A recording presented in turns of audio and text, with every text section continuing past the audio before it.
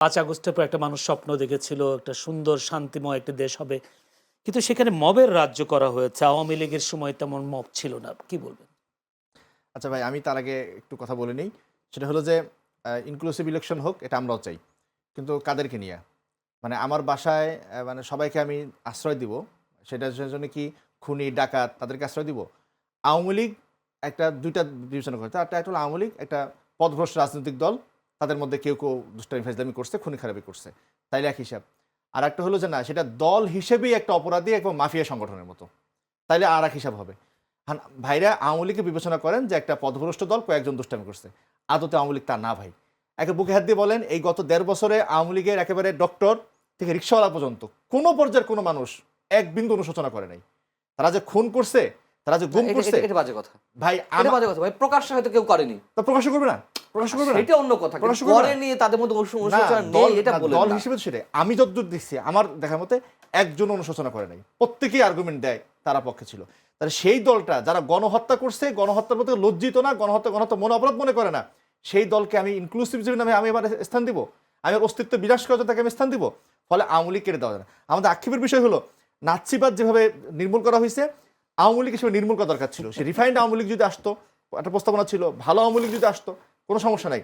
আর সেটা না আসার কারণে এটা হয়েছে। এরপর বললেন যে ভাই 18তে 14তে নাকি বিএনপি জামাতের সাথে যা করা হয়েছে এখন তাই। আরে ভাই, বিএনপি জামাত আমরা কি কোথাও গণহত্যা করে আসছি নাকি? আমাদের কথা রাজনৈতিকভাবেই করা হয়েছে। আর এটার সাথে দুটো কি একসাথে তুলনীয় হইলো? তুলনীয় হইলে 18তে 14তে বিরোধী দলগুলো যে অবস্থান ছিলাম, আজকের আওয়ামী লীগকে যদি সেই অবস্থানে কেউ দেখতে চাই, এর চেয়ে জুলুম আর অন্যায় আর কিছু হতে পারে না। আজকের আওয়ামী লীগের অপরাধী আওয়ামী লীগ, একটা সন্ত্রাসী আওয়ামী লীগ। সে সন্ত্রাসী আওয়ামী লীগ ভালো হয়ে আসুক, সেই আওয়ামী লীগ আবার নির্বাচন করতে পারবে। দ্বিতীয় কথা হলো যে বারবার আমরা কথা বলি যে আওয়ামী লীগ এত % ভোটার, আওয়ামী লীগ এত % ভোটার। এগুলো ভাই আমি বলি ভুয়া কথা। কারণ 2008-এর ইলেকশনটাও আমরা অনেকে ইলেকশন বলি, ইঞ্জিনিয়ারিং বলি। 8-এর পরে অনেকগুলো বছর গেছে, ইলেকশন হয় নাই। পুরো একটা জেনারেশন চেঞ্জ হয়ে গেছে। নতুন ভোটার প্রায় 33, মানে 1/3 হলো নতুন ভোটার। ফলে আওয়ামী লীগের একটা বিশাল ভোট ব্যাংক রয়ে গেছে, এ কথা আমরা বিশ্বাস করি না। আর যারা আওয়ামী লীগকে ভোট দিত, তারা আগের ভালো আওয়ামী লীগকে হয়তো ভোট দিত, 71-এ আওয়ামী লীগকে ভোট দিত। তারাও এখন আওয়ামী লীগের পক্ষে আছে মনে হয় না। আওয়ামী লীগের সর্বসাকুল্য ভোট হলো যেগুলা আওয়ামী লীগের সময় খাইছে লইছে, এগুলো হয়তো ভোট থাকতে পারে। আর মবের রাজনীতি এটা হলো একটা সমাজের পচন একদিনে ধরে না, দীর্ঘদিন ধরে ঘটে। দীর্ঘদিন ধরে যে অন্যায্য, অনাচার, অবিচার আসছে, তার একটা হলো মব। তাই বলে কি মবকে সমর্থন করা? অবশ্যই না। এই মব যারা করতেছে, এরা বাংলাদেশটাকে আরো বেশি পিছিয়ে দিচ্ছে। এরা আওয়ামী লীগ যে পরিমাণ বদমাশি করছে, এই মব যারা করে, আওয়ামী লীগ নিমিশে উস্কানি দেয় কিনা আমি জানি না, এরা হলো আওয়ামী লীগের মতো একটা বদমাশ দল, যারা বাংলাদেশটাকে বারংবার পিছিয়ে দিচ্ছে। তো মবের বিরুদ্ধে সবাই আমরা কথা বলি, সবাই রুখে দাঁড়ানো উচিত। কোনো অবস্থায় কোন মব হওয়া উচিত না।